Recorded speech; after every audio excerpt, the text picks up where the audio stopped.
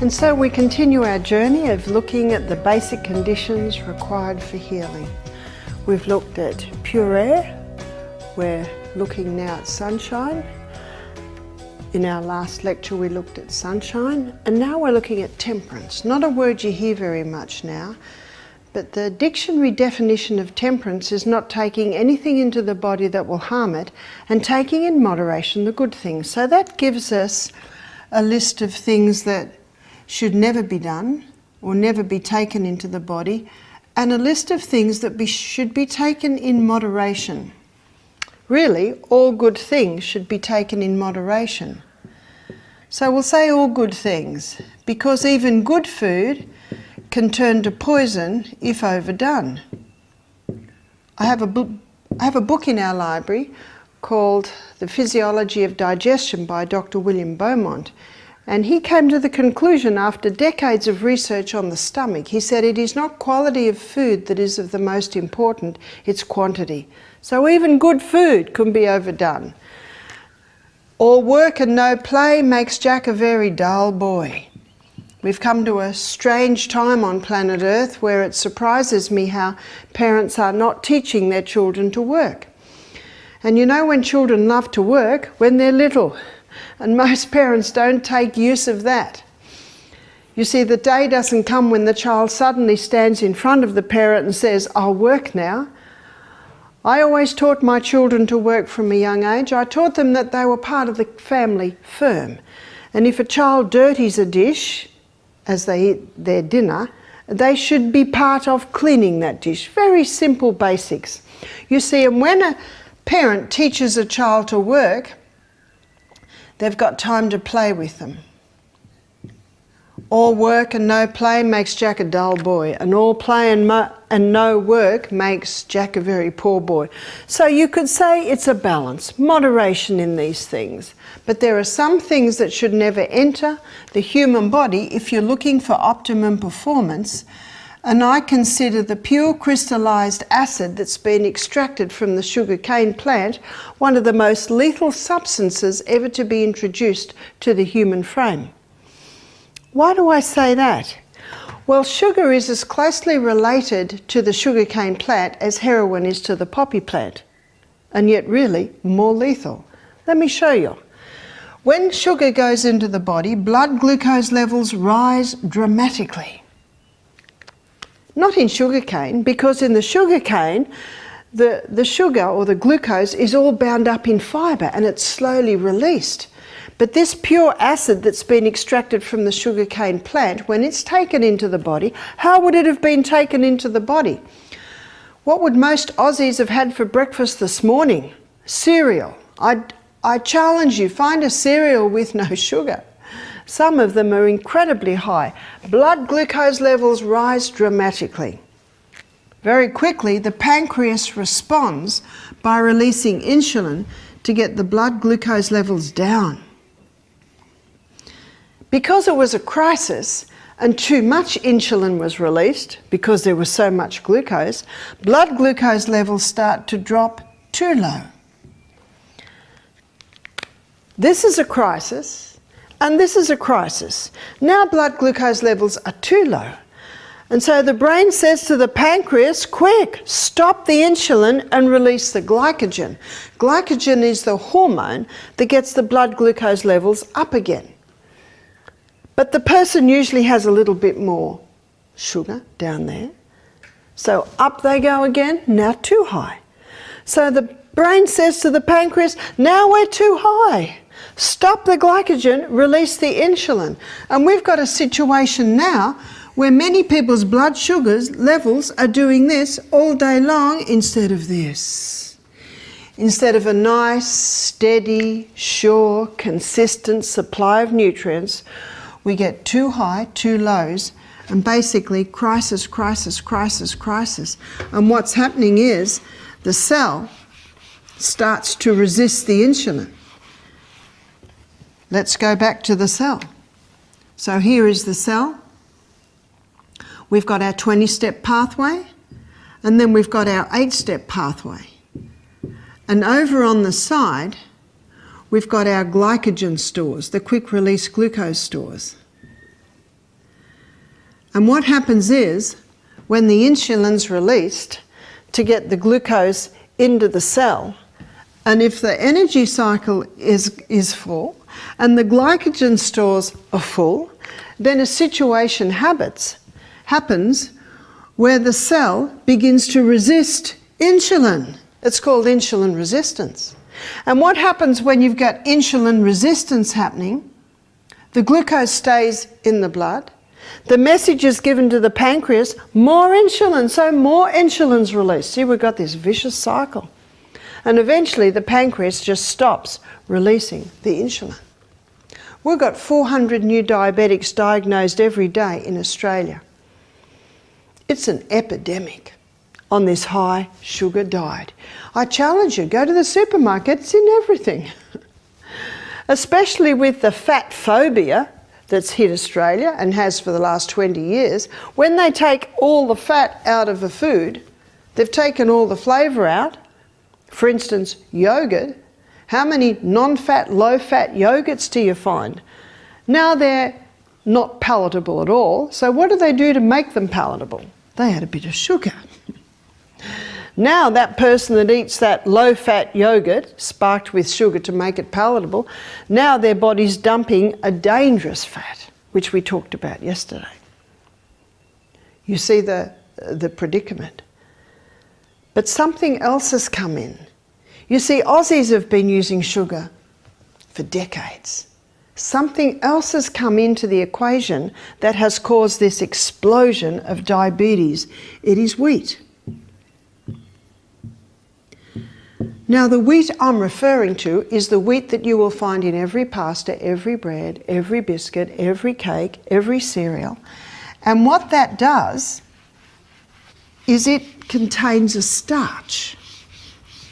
Now, the wheat that is found today is a hybridized wheat. It was hybridized in the 1950s. Dr. Norman Bulag received a Nobel Prize in 1969 for this hybridized wheat. And in the 1970s, that hybridized wheat went worldwide. And that's why I say every bread, every wheat product you find today, it will be the hybridized wheat. Tomorrow, I'm going to discuss the gluten aspect of this hybridized wheat. But what I want to show you this morning is the starch aspect. And the starch that is in wheat is amylopectin,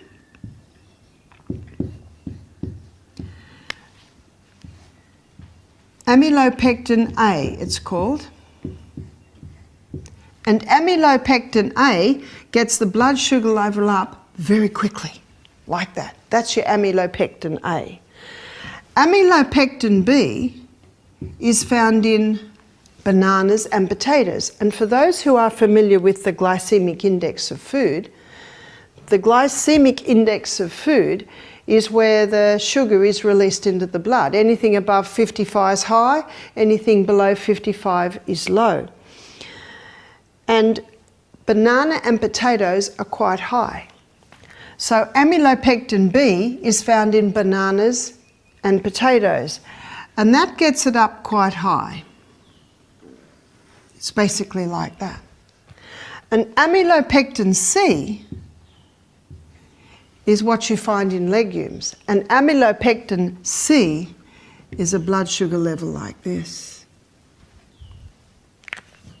So it's the amylopectin A, it's this specific starch that you'll find in the hybridized wheat. Look what it's doing to blood sugar levels.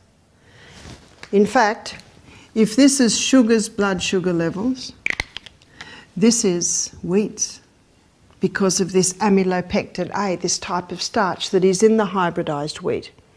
Let's look at the glycemic index.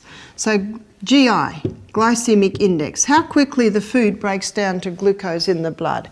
Anything above 55 is high. So 55 basically is baseline. Cherries are about 26. So cherries are nice and low. So let's have a look at sugar. And I'm referring to the pure crystallized acid that's been extracted from the sugarcane plant.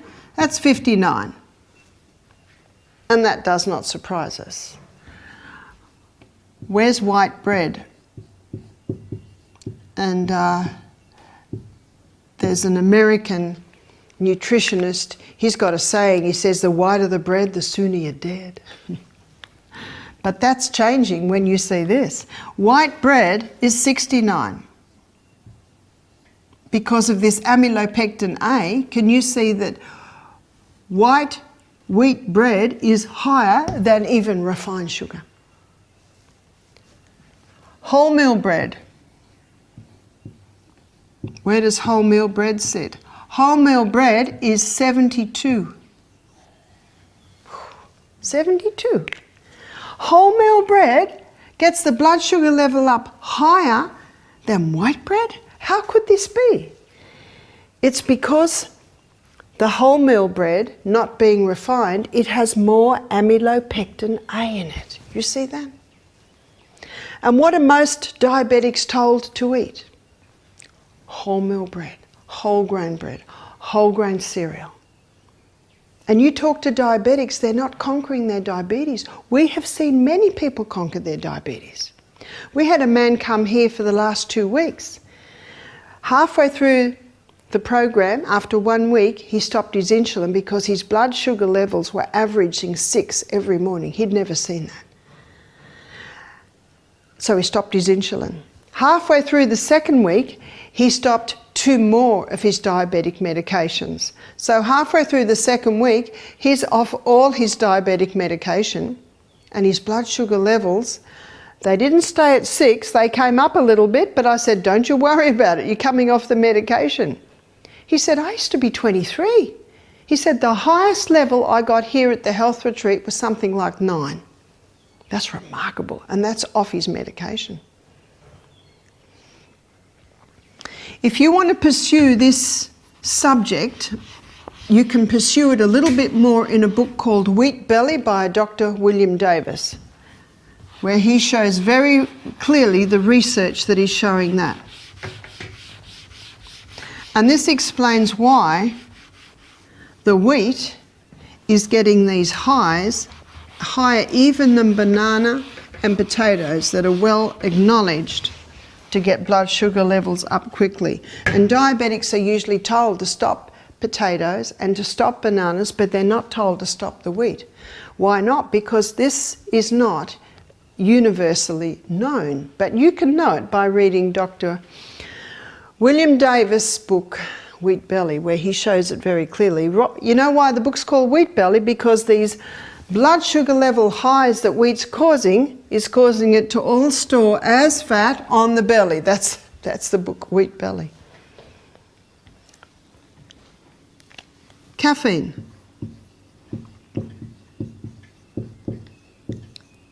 How does caffeine affect the body in a negative way? Let me show you. This is a nerve cell, and we have 1 trillion of these in our brain. This is what our brain is made up of, nerve cells. This is the arm that comes out of the nerve cell called the axon. These are the little filaments on the end. These are the boutons. And here we have the next nerve cell. These are the receiving stations called the dendrites. And here are the dendrites here. These cells communicate with each other via little chemical messengers. So the little chemical messengers come in, they're encapsulated, go down the arm into the little boutons, and then they're released out to the next nerve cell, and the whole process is repeated from nerve cell to nerve cell. These messages can be travelling at 200 kilometres an hour. One nerve cell has the ability to communicate with 20,000 other nerve cells. What caffeine does is that it interferes with these neurotransmitters. One neurotransmitter is adenosine. And adenosine is the neurotransmitter that acts like the brakes. Our brain runs according to precision balance, and anything that interferes with the brakes is potentially dangerous. When caffeine goes in, adenosine levels drop. Brakes are failing. Body's got to do something. So it quickly develops extra little receptor sites on the dendrites to grab every bit of adenosine that comes through. Then the person comes to Misty Mountain Health Retreat. adenosine levels go back to normal. Receptor sites get flooded. Oh, does that hurt? People say to me, Barbara, do you drink coffee? I say, no, I just watch the people suffer. Day 1 of Misty Mountain Health Retreat. If someone says to me, Barbara, how can I prepare for my stay at Misty Mountain? I say, start reducing the coffee. Start reducing any caffeine. Let me define caffeine in coffee, in tea, in Red Bulls, all your energy drinks. There's not much in chocolate, but most people, I say most women that I meet, can't stop at 1 square. So a whole block of chocolate, you're starting to get there. Caffeine also affects another neurotransmitter called acetylcholine. And acetylcholine is a neurotransmitter that has to do with brain function, and it rises under the effect of caffeine.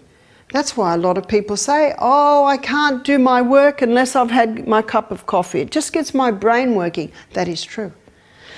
It does get it working. But very quickly the brain says, we've got an imbalance here. Stop making so much acetylcholine. So there might be an initial rise and then there's always a corresponding dump. The other neurotransmitter is dopamine.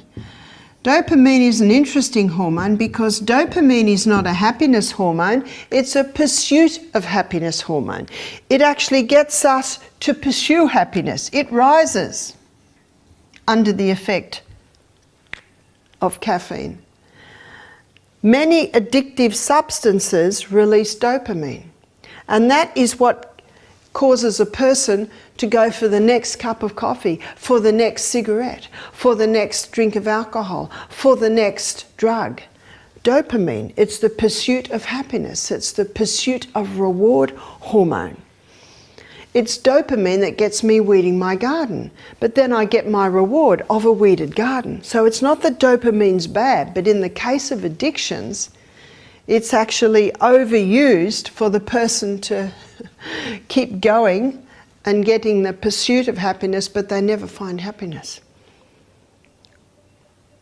Eventually, when a person is continually having coffee day after day after day, dopamine levels get exhausted.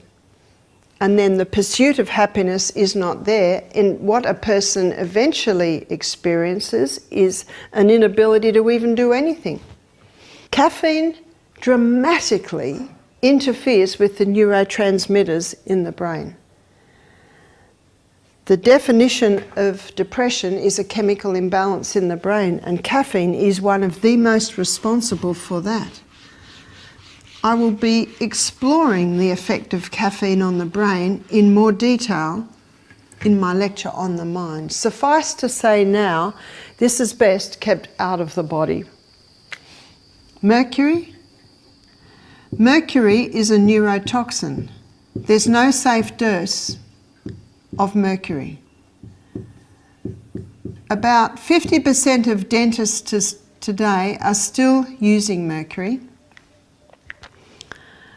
But I don't know about you, but I don't want a neurotoxin anywhere near me.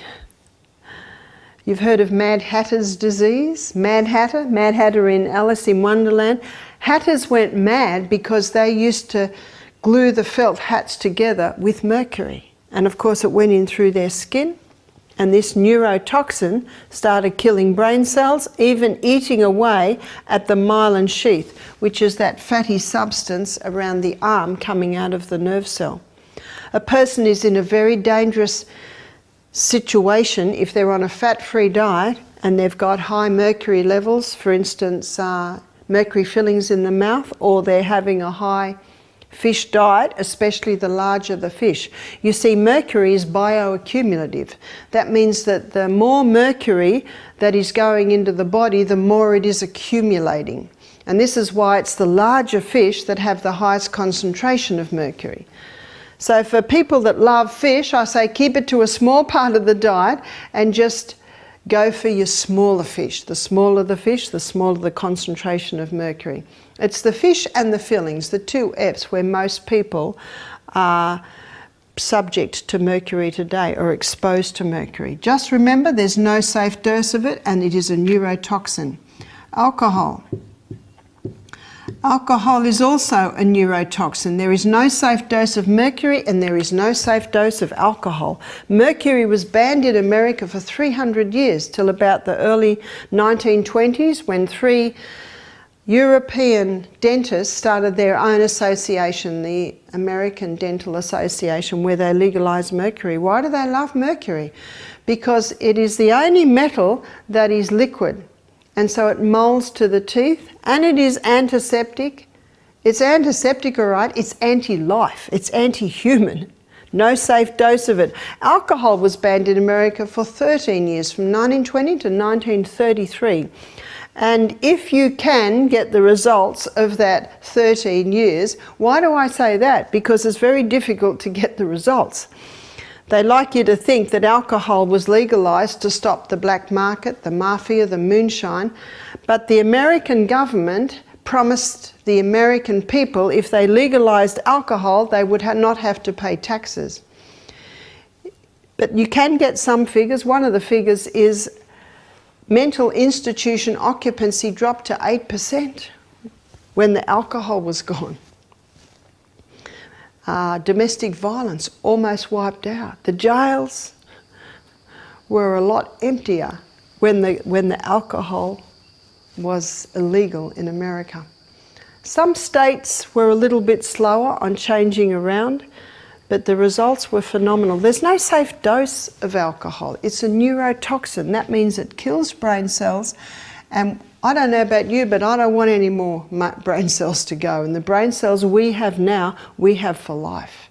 So alcohol must go. If you're looking for optimum performance, tobacco. There are some pretty impressive pictures on the side of the road today. I don't know whether impressive of the world. Some of them are horror pictures, showing the effect of tobacco, and every single one of them is true. One of the slogans said, tobacco affects almost every organ in the body. Wrong, every organ, because it affects the blood, but it particularly affects the respiratory. So a person who smokes can get nasal cancer, they can get tongue cancer, they can get throat cancer. Cancer can go all through the lung area. There is no safe dose of this. Have you ever had a fire and cleaned your chimney out? That gives you an idea of what's building up in the lungs of human beings. Drugs do not cure disease. They only change the form and location of the disease. Every drug has a side effect. I had a guest say to me recently, he said, Barbara, they're not side effects, they're effects. They're one of the effects of the medication.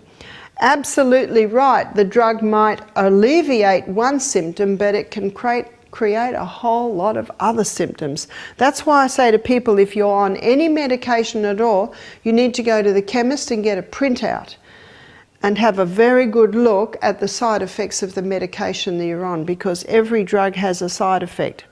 Some drugs must not be stopped immediately. That's why I say if you're on medication, you must work with a health professional who can show you how to ease off and implement lifestyle changes.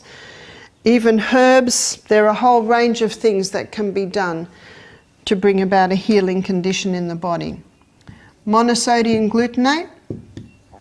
Monosodium glutamate is called an excitotoxin because it causes the nerve cells on the tongue to overfire. And when the nerve cells on the tongue overfire, the food tastes fantastic. Do you know what that means?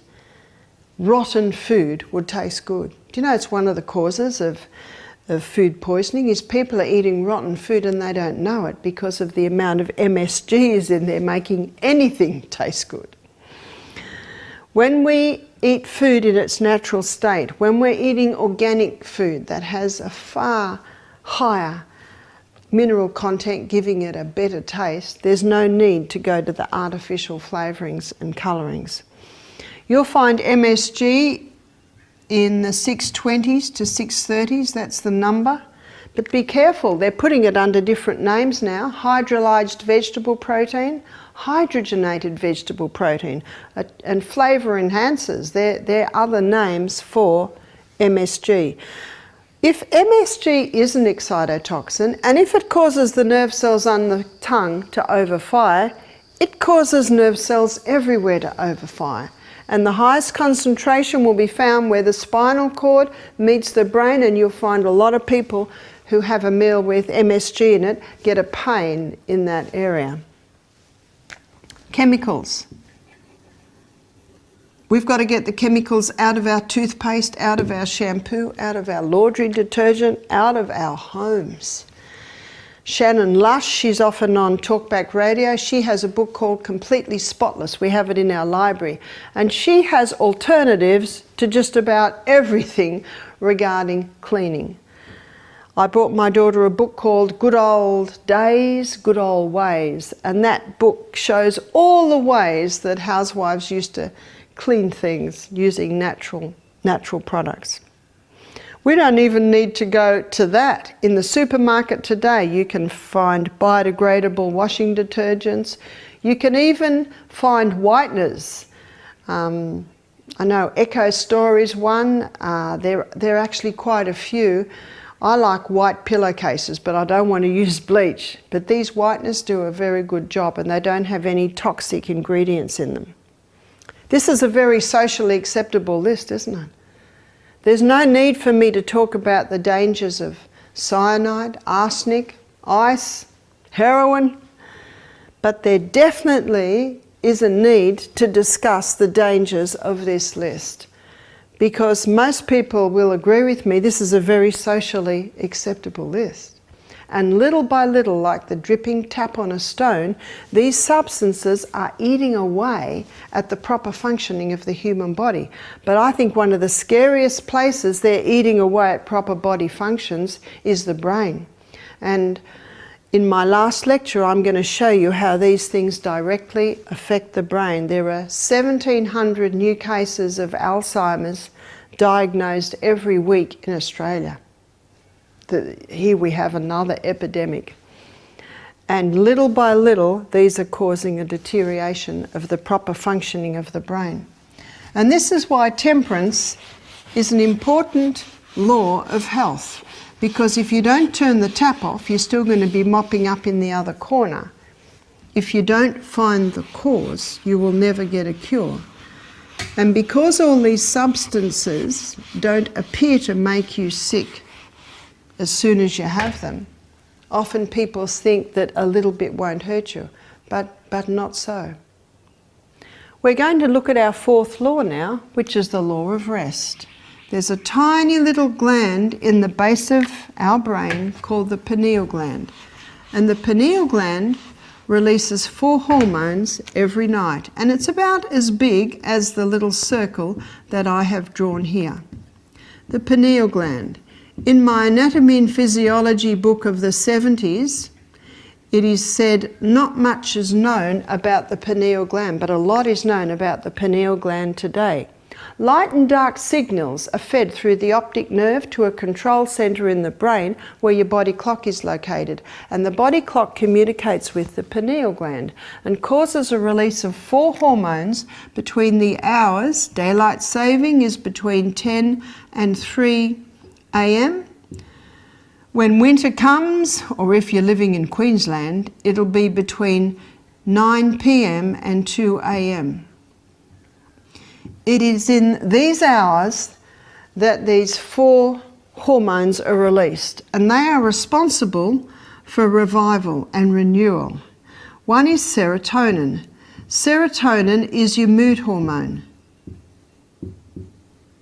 This explains why the children aren't very happy if they have late nights. Either of the adults, actually. You want to feel good every day, all day, go to bed early. Arginine vasotocin.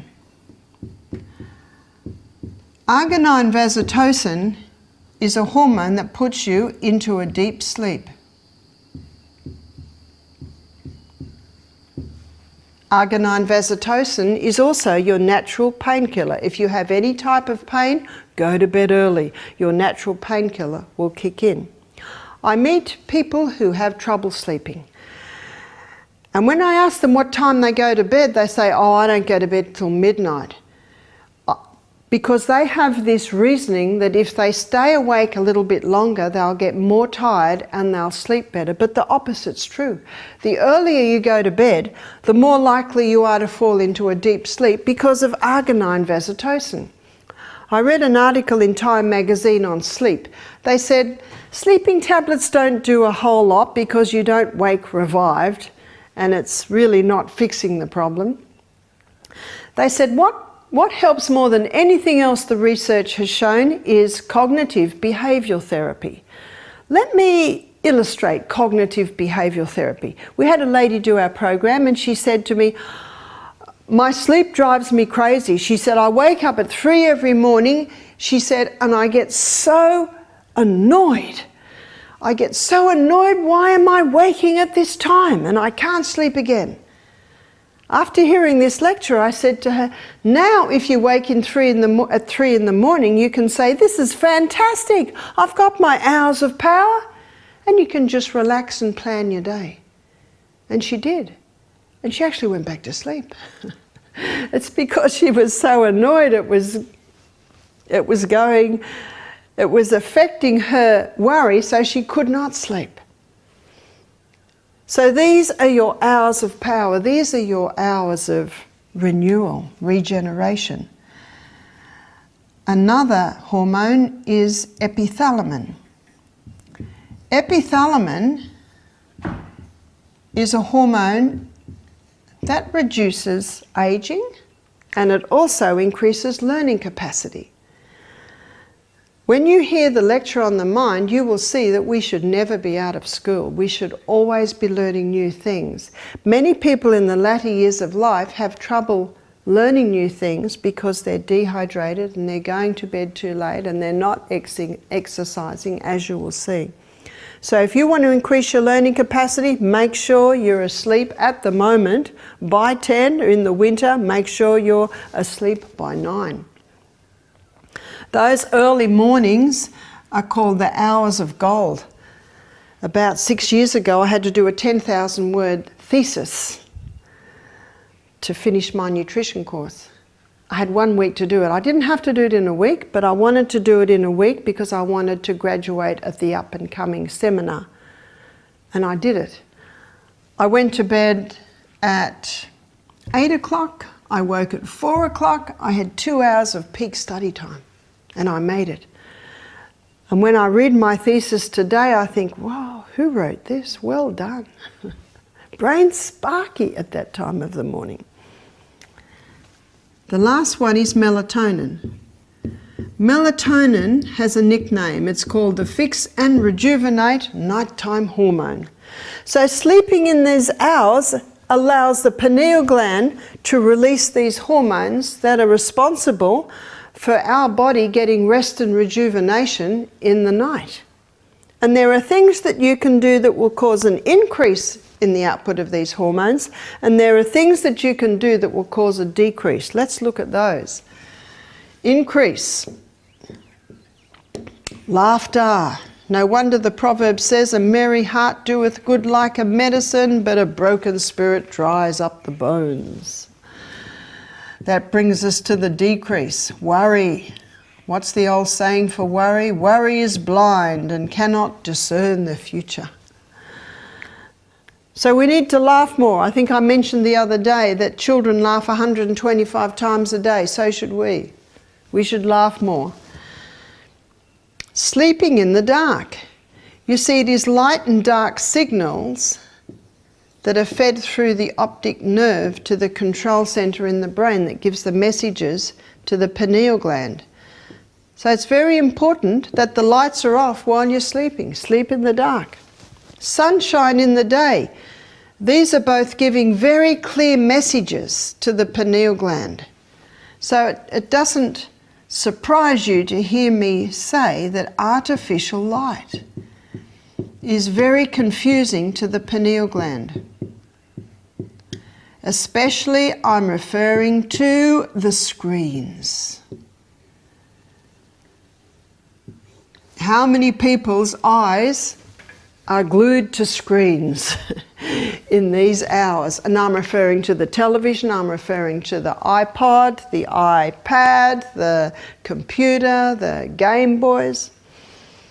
I say to parents, you must have some rules in your home. My brother-in-law gathers all the teenagers' technology in the evening and charges it in his office overnight. It's a very good idea. I think one of the contributing factors to the mental illness we're seeing, especially in adolescents and teenagers, is the overexposure of the eyes to these screens when the pineal gland should be reviving and recharging. And as you'll see on Saturday morning when we look at the lecture on the mind, the frontal lobe of the brain doesn't develop till 30. We're getting brains that are getting damaged before they're even developed. We have computers, handy stuff. I don't have to carry 2 suitcases loads of books when I'm doing a school. I just need a computer and it's all on there. Very handy. It's the overexposure, as I looked at when I discussed the eyes, but it also is within these hours. So you'll be doing your body and your brain a great favour if you make a decision not to allow your eyes to observe the screens in these hours. Alcohol. Alcohol causes a 41% reduction in the output of these hormones. So that bit of red wine might put you to sleep, but you'll wake with half-charged batteries. Caffeine. Caffeine causes a cut in half for 6 hours. So these hormones are cut in half for 6 hours after caffeine. Exercise. I will be discussing exercise in a later lecture, but when you implement the exercise that causes the body to start running more efficiently, you can double the output of those hormones at night. Fasting. When we go to bed with empty tummies and quiet intestines, the intestines produce tryptophan.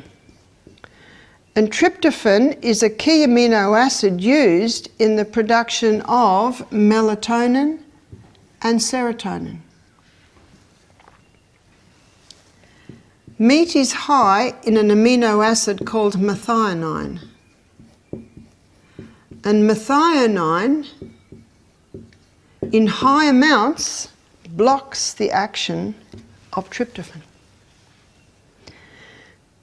This knowledge allows you to get more out of your day, more out of your life. What's the old saying? Early to bed, early to rise, makes a man healthy, wealthy and wise. They didn't know about the pineal gland. In the 1970s they didn't know about the pineal gland. But science today is proving the truth behind that old saying. I was reading an interview of a 116-year-old Russian man on his secrets of longevity. He says, I rise with the sun, I go down with the sun. He didn't realise it, but he's getting his good quota of his reviving, renewing hormones every single night.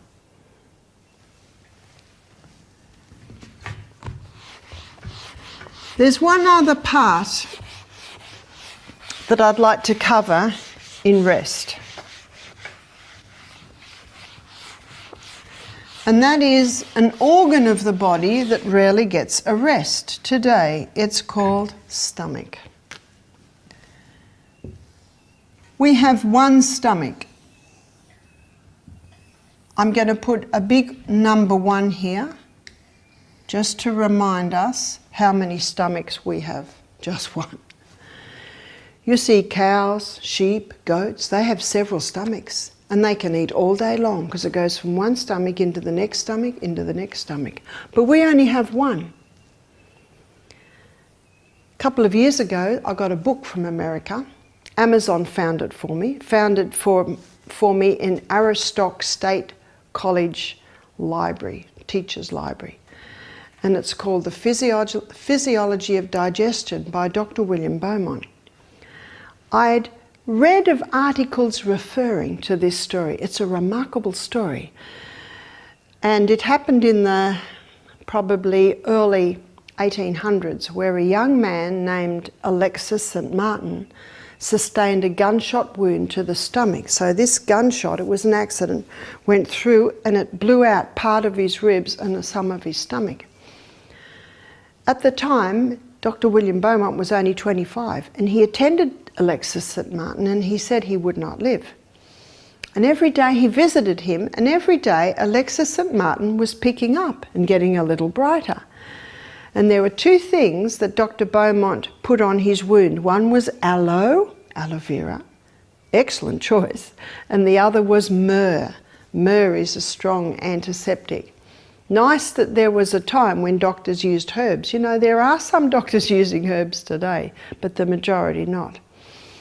He said about 4 times over the next few months, a big tumour rose, burst, and a 2-inch piece of rib came out. Isn't that interesting? Why did the body make a tumour?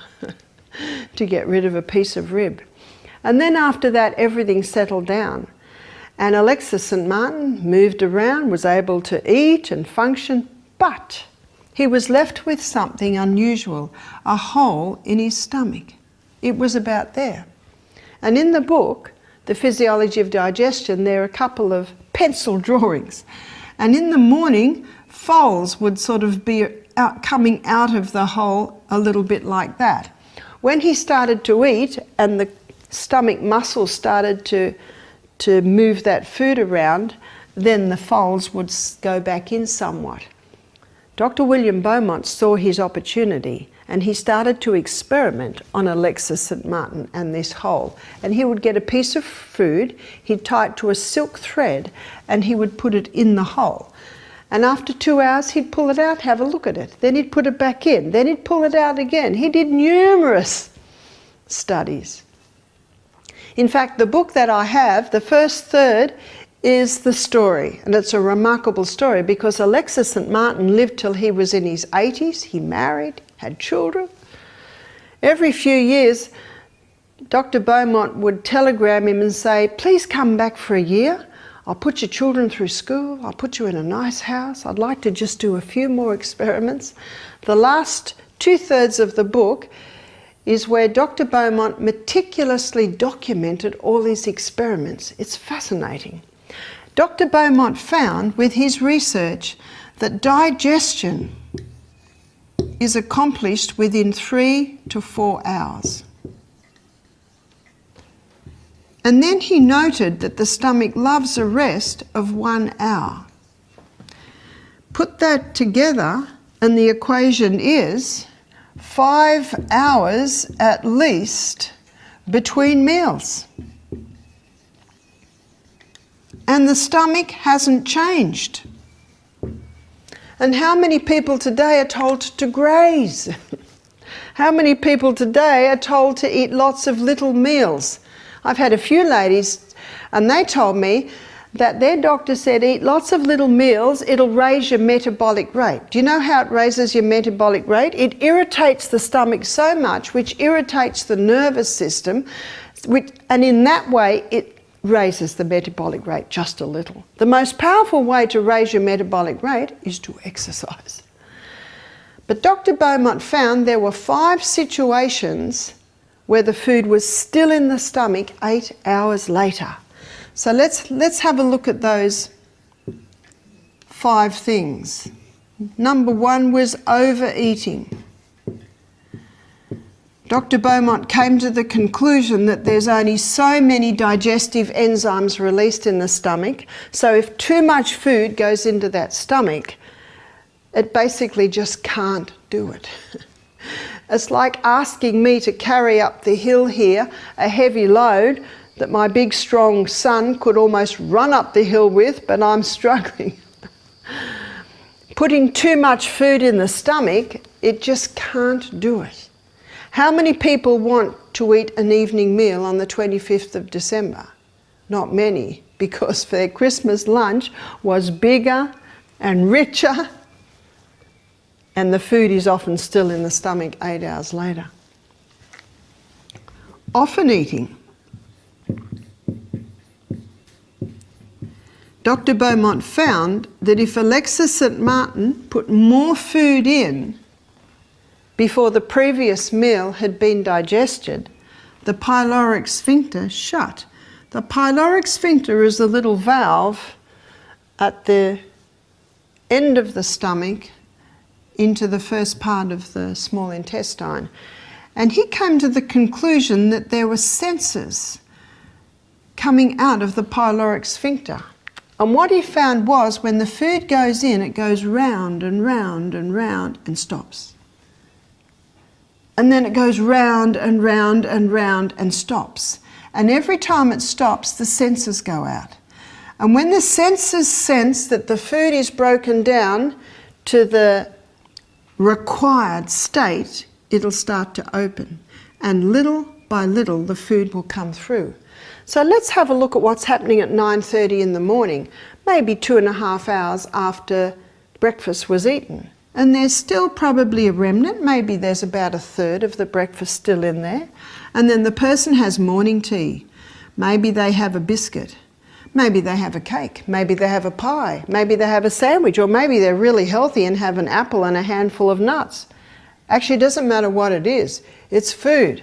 The senses quickly pick up that it's not broken down to the right state, and so the door is shut.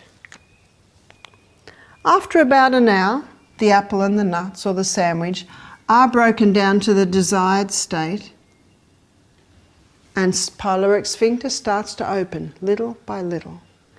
And because of the going round and round and stop, it's in the stopping sign that it starts to take bits of food through. So let's say they had the apple and the handful of nuts at 9:30. 12 o'clock, lunch happens. 12 o'clock, the food isn't all out. Lunch comes in. How big's lunch? Maybe it's this big. Pyloric sphincter shuts again. And this is happening all through the day, to the point where Dr. Beaumont found remnants of breakfast still in the stomach 8 hours later. Large fluid with the meal. And isn't this an Aussie habit? Every time Michael and I are travelling and we go to a restaurant, the waiter says, "What will you have to drink?" And we say, "We won't have anything to drink." And you can see they're very challenged by this, because everyone drinks with their meal. So they say, "Oh, we'll just bring you water." Now we let them, because otherwise they won't leave us alone. And one day when a waiter was just really floored by us saying we won't have anything to drink, I said, "We've already drunk our water." We're such a fast society today. People run, run, run, run, work, work, work, sit down to lunch. Oh, they haven't drunk. So the water is drunk with the meals. I say to our guests, if you're thirsty, by all means have a mouthful. A mouthful won't do a great amount at reducing your hydrochloric acid, your pepsinogen. But large fluid with the meal absolutely will. We need to stop drinking water about half an hour before the meal, and then resume drinking water about an hour and a half, maybe 2 hours after the meal. And that's easy done, especially when you leave 5 hours between the meal. Alcohol. Whenever Alexis St. Martin had alcohol with the meal, it slowed down digestion. Fear and anger, stress. Whenever Alexis St. Martin was irritable or angry, digestion just stopped. I think sometimes he got a little irritable with the food going in and out of his hole in his stomach. Most of the time he was fine, but Dr. Beaumont found that if he'd been drinking alcohol the night before, he was more irritated, so a few things came together to cause that. How many Aussies could tick every box here? No wonder stomachs aren't working properly. Stomach's very important because that's where the start of our protein is broken down. Protein's a very important nutrient. We should be eating breakfast like a king. We should be eating lunch like a queen. And we should be eating tea like a pauper. And sometimes paupers don't eat. How many Aussies today are having breakfast like a pauper, lunch like a pauper, and tea is the king and the queen together? And then they sit down in the easy chair and they fall asleep very quickly. Body says, finally, we've got some nourishment. Oh no, they've gone to sleep. What does the body have to do with all that excess glucose now? It has to store it as fat. And that's another contributing factor to our 63% of Australians obese or overweight. To be able to go 5 hours between the meal, we should be eating a high fibre diet. You see, fibre slowly releases the glucose. The high fibre diet gives you this lovely, consistent delivery of nutrients. We should be having great proteins. We've already defined how important the protein is. And we should be having healthy fats. Ideally, the majority of our fats should come from the food we eat, nuts, seeds, avocados, and a little bit from the concentrated oils in the coconut oil, the olive oil. This afternoon I'll be defining that. These are the 3 food groups that keep the food in the stomach longer. These are the 3 food groups that will ensure a nice, consistent delivery of nutrients to every cell in the body. This will allow you to go 5 hours between meals. What about children? I raised 8 children by giving them breakfast like a king, lunch like a queen, and tea like a pauper. A great evening meal for a child is a banana. A banana causes a release of melatonin so they sleep better. Not everyone can eat lunch like a queen like we do because they're at work, they're at school, they're in the office. So I say, make breakfast a little bit more substantial. Ensure that you've got your 3 essentials in lunch and maybe make tea a little lighter and a little earlier. Some mothers have told me that when the children come home from school, that's when they serve the main meal. And that's when children are hungry, isn't it? When they get home from school. So it's just working out what suits you. One lady said to me, but it's so nice to sit and eat with the family at night. I said, yes, it is. But just make it lighter. It's such freedom for a woman. I homeschooled my children, so it was very easy to give breakfast like a king and lunch like a queen and tea like a pauper. We'd garden of an evening, especially on the cool summer evenings. When we couldn't see which was a weed and which was a plant anymore, we'd come in, we'd shower, story time, and then straight to bed. No big evening meal, no big wash up. It's fantastic. One lady said, but Barbara, you don't understand, that's the only time I've got time is at night. I said, well, what you can do at night, you can prepare for the next day. You can do a little bit of prep so you do have a nice substantial breakfast, so that you do have some great things in a packed lunch. And then at night, it can just be light. Some of our guests find they just have a protein smoother at night, or soup if the weather's cool. or just a salad, but something light. You've just got to find out what works with you. Our stomach hasn't changed. Alexis St. Martin's stomach was the same as our stomach. It works the same. I think it would be good to have his book published again. The problem is we'd have to have an interpreter because it was written in 1833. I understand it because I read the King James Version of the Bible, so I'm used to the lovely poetic Old English. But his findings changed the nutrition world.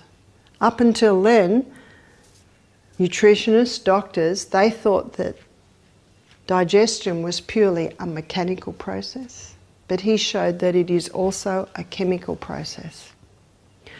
We need to eat breakfast like a king that contains the fibre, the protein and the fat, and then we need to stop. No more goes in other than water after a couple of hours till lunch. Many people who need to drink with their meals need to because they sit to their meal dehydrated. So the time to hydrate your body is before your meal, between your meal. I wake up at about 5 every morning. I eat at approximately 7. I do my exercise program in the middle there, and I'm able to have 3, sometimes 4 glasses of water over that time. I eat at 7. And I often do not drink water again till about 10:30. You see, I'm not at all thirsty. I'm well hydrated. I was well hydrated when I sat to eat my breakfast. So at about 10:30, I might start drinking water. I usually have lunch at 1. And then I can easily drink maybe 2 or 3 or 4 glasses before lunch. If I do that, I've done about 1 3/4 or 1.5 litres by lunch, which means all I have to do after lunch, before bed, between lunch and bed, is drink 2, maybe 3 glasses of water. When a person is not used to drinking water, it's important to plan like that. How many people wake up in the morning, don't have water, and then sit to the table and have their breakfast with their orange juice and their cup of coffee? Both contain dehydrating agents. Caffeine and sugar are 2 of the worst dehydrators. And how many people try and hydrate themselves with that? Water and water alone will hydrate it. Let's look after the stomach. We've only got one. And if we give it the right conditions, it will serve us well.